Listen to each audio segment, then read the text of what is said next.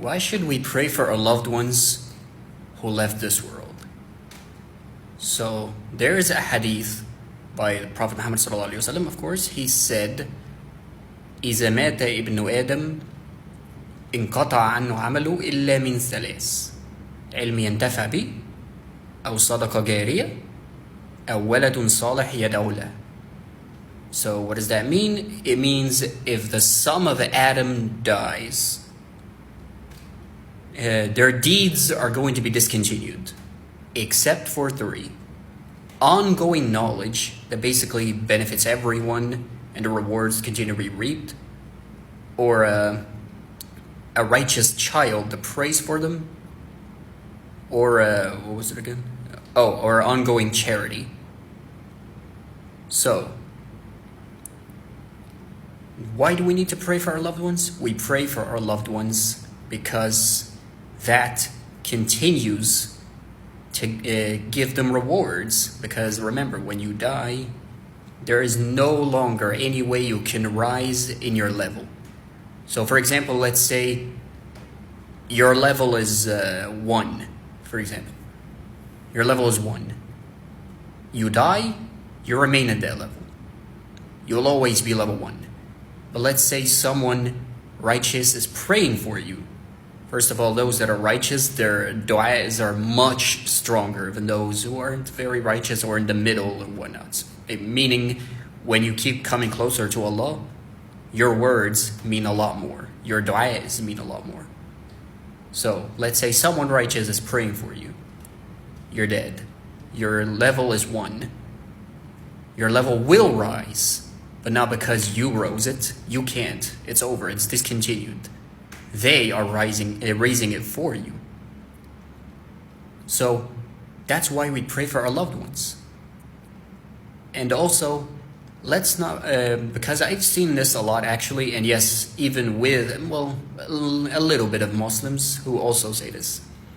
Whenever you hear in movies, I'm sure we all hear that line, your grandmother must be so proud of you. She's looking right down on you from heaven or whatever. You know that line we all hear in movies.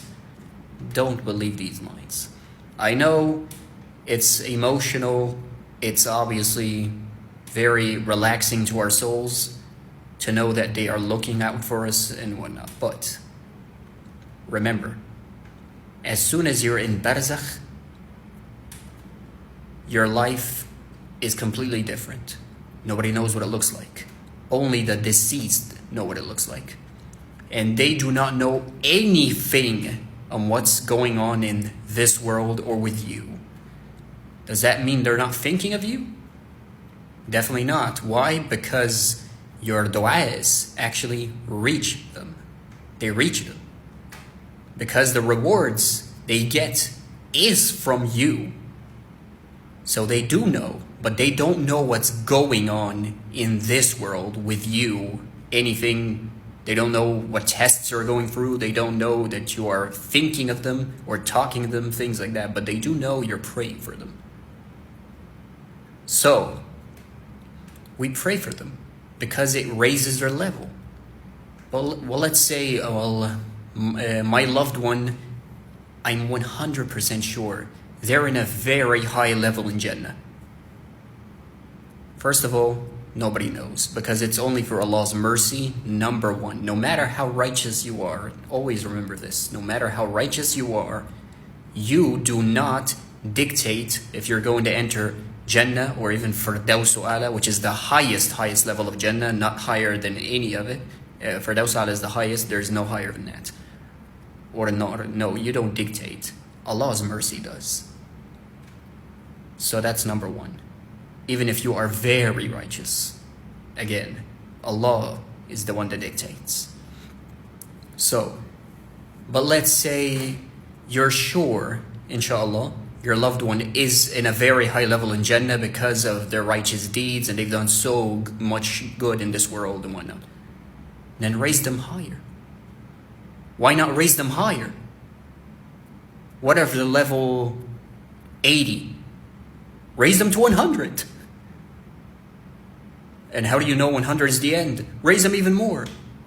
As long as you're alive, keep praying for your loved ones, because now, in a way, you are the one responsible for their deeds, because your deeds, for Allah's sake, are in a way their rewards, because you are contributing those deeds to them. Do you see what I mean? So always pray for your loved ones. They need you. Even if they are in a very high level in Jannah, they need you. Even if they're in Firdaus A'la, for all we know, they still need you. And of course, pray for their forgiveness. Pray that Allah forgives them. But what if they've done no wrong? Well, you don't know that. You don't even know if you've done any wrong.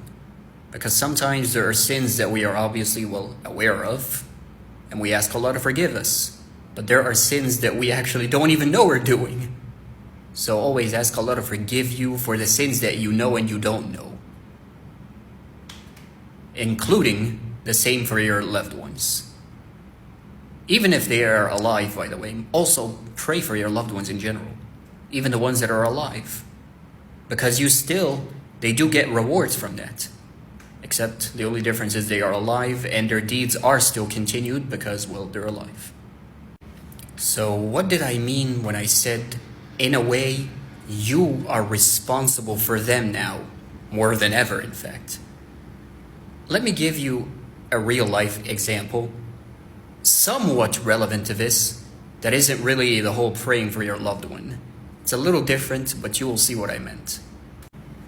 Those of us who are blind, for example, or disabled, physically disabled. What do they have? They have those caregivers, right? Those people that they really trust. What do? They push them on the wheelchair, they help them, and they are so thankful for those people, right? They love them because these people clearly care about them. They're helping them. So that's, in a way, the same thing that happens to your loved ones now that are in the afterlife, or barzakh, because the judgment day is when it's the afterlife. So they need you. Now they are disabled, except instead of their legs or arms or whatever, it's their deeds that are disabled. Now they need you more than ever to pray for them. Even if they are at a high level in Jannah or even for Firdaus A'la, still they need you. Again, Allah's mercy. So they still need you. But instead of you pushing the wheelchair for them or helping them see by being their eyes, your du'as are those things. Except instead of being physical, it's spiritual. That's the only difference. By the way, real quick, you can also fast for them. You can do your deeds by telling Allah it's also for them. That actually gives them part of those deeds as well, the rewards of those deeds.